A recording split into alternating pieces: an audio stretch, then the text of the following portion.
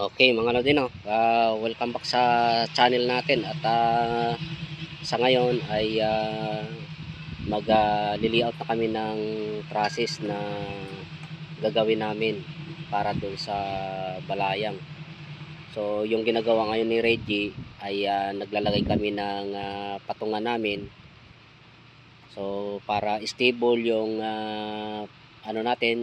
trusses natin na ipapabricate, kailangan lang na may mga patungan kayo na ganito, kasi tingnan nyo yung pinagtatrabaho namin ay lupa lang, so hindi yan patag.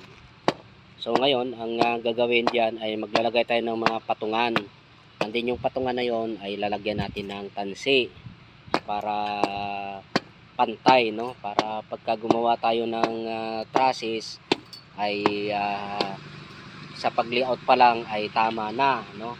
Marami tayong nakikita na yung mga trusses nila ay parang parang Chinese temple, no? Baluktot ang trusses nila kasi hindi nila inayos yung pagpapatungan nila, at siyempre hindi na nila tinuwid yung mga bakal. So hindi kami gumagawa ng masakit sa mata, no? Dapat kahit na matagal ang proseso, so kailangan natin sundin.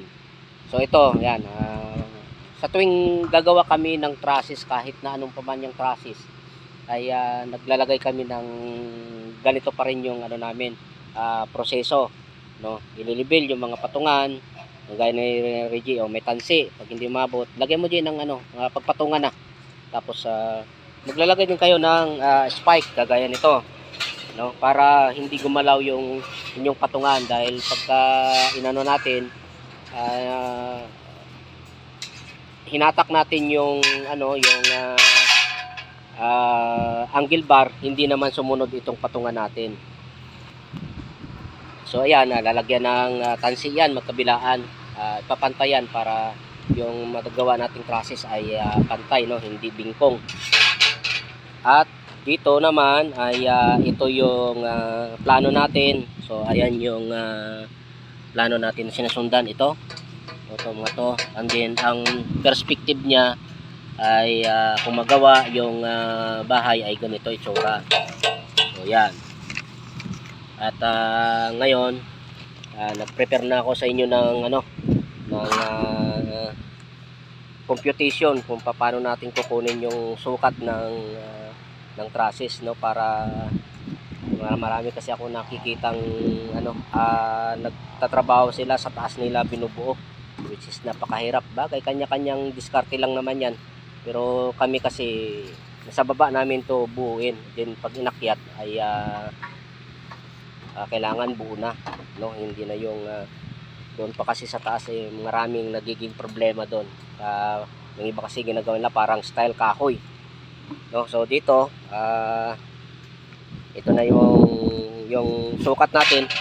So ito, may mga sukat tayo dito na na naka-indicate na.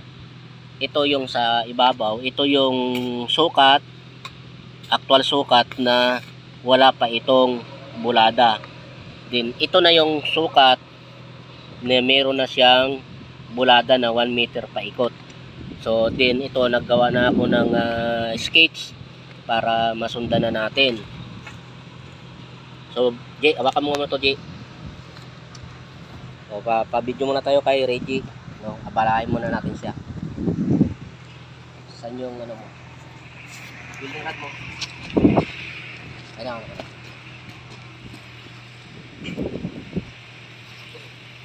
Ito, Jay. Tutukan mo, Jay. Ito, wag ako ito. So ito yung sketch natin, no. Ito yung kunyari yung bahay na gagawin natin. So ang bahay na ginagawa natin ay hindi siya portion na to ay mahaba, ito makitid.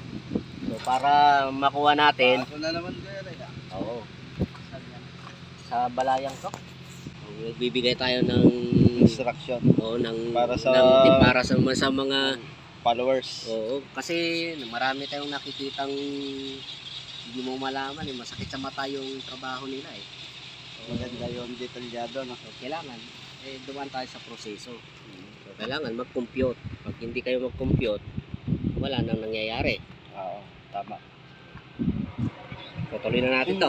Okay. So ito, para makuha natin yung sukat ng mga trusses natin, ay kailangan natin to i-compute, no? May kabuuan sukat ito simula rito hanggang dito. Ang sukat nito ay 13.24. So para hindi tayo mahirapan, gawin na lang natin 13.20. So ang kalahati nun, kasi kailangan natin hatiin to, yung itsura. Kalahati nun ay 6.6. So 6.6 ang kalahati nito. So ito na yon, itong maliit na kwadrado na to, para makakuha tayo ng trusses na ganito. Yan, oh. Para makabuo tayo ng ganitong itsurang trusses. So hatiin natin to. Tapos yung dito, dahil mahaba din itong kukuha lang tayo ng 6.6 din. So ito hanggang dito lang siya. Hanggang dito lang siya. So ito, meron na tayong kwadrado dito, no? 6.6 by 6.6. So saan natin kinuha yon? Yung 6.6 dito sa 13.24 na ginawa na lang natin na 13.20. So kalahati nun 6.6. So para makuha natin yung trusses natin ditong min truss dito, ay gagamit tayo ng formula na E squared plus B squared equal C squared. So ito, kahit na nasa elementary kayo, grade 6 ginagawa na to para makuha natin yung tamang sukat. So dahil may given na tayo na 6.6, kasi simula rito sa gitna hanggang dito ay 6.6 yan. So ito 6.6. So 6.6, ang taas ng trusses natin ay 250. So ito na yung magiging A natin, ito yung magiging B, ito naman yung hinahanap natin, C.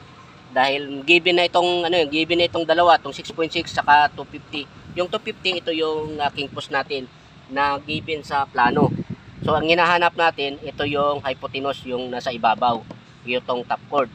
Yat ito, kung hindi natin i-compute, hindi natin talaga makukuha to. Sasablay tayo dyan. So pag i-plus mo ito, gagamit kayo ng scientific calculator. So E squared plus B squared, ito na yon, 250 plus 6.60. Ang sagot nun 7.05. So meron na tayong sukat dito, yun nandito sa main truss natin. So yung ilalim, itong bottom chord 6.6, din yung ibabaw ay 7.05. So ngayon, meron na tayo nito. Bali ilan ang gagawin natin dito? Isa, dalawa, tatlo, apat na ganito. So isa sukat. Ngayon, ang hanapin naman natin ay ito naman. Ito yung tawag dito ay hip thrust. Ito mahaba to. So para makuha natin to, itong nasa ilalim sa bottom chord, so i-add lang natin tong dalawa. Gamit pa rin ito. So 6.60 plus mo sa 6.60, gamit itong formula na to, ang lalabas doon ito 9.33. Nakikita mo, G? 9.33 itong haba nito. Ito yung bottom chord natin. So ito na yon, meron na tayong 9.33. Din ang taas natin sim pa rin ay 2.50. So ang wala, yung ibabaw na naman to. Ito yung hahanapin natin. So meron na tayong given na 9.33 tapos 2.50. Hahanapin natin yung ibabaw. So gamit pa rin tayo nitong ganito. Pagka kinumpute natin to, ang ibabaw ay 9.65. So meron na, pwede na tayo makagawa ng trusses. So ganun lang kadali. So mag-compute kayo, kasi kung hindi nyo kukumputin, malamang sasablay kayo dyan. Dahil kung gamit nyo ay eskwala, ang eskwala kasi hindi tayo sigurado dyan Okay, no? Sana nasundan nyo. At ito, ina-apply ito kahit sa anong trusses. Kahit na anong bahay ang gagawin nyo, ito ang the best na pamamaraan para hindi kayo maligaw. Oh, sige na, G. New project. Oo. So ito na mga lodi, no, mag-start na kami magbuo ng trusses. So bago kayo magbuo ng ng trusses, mag-layout muna kayo ng kansi. So ito, tinansian muna namin tong ilalim bago to winilding yung pinaka-pattern natin. So ayan yung may mga guhit yan. Yan yung ng kansi. At then ito tatansian natin to yung ibabaw, pero ikakabit muna natin yung dulo. Ayun, naka-spata doon. So to, tingnan natin kung naka-espala. Tingnan mo nga, Jay, kung tama yung natin. So pag tama sukat nyo, kailangan to esparado yung dulo. Ha? So ayan, no? Perfect. So ibig sabihin tama yung computation natin sa trusses natin. Tama yung sukat. Then i-welding na to. Saka doon sa kabila din tatansian natin para makuha natin yung tuwid ng bakal.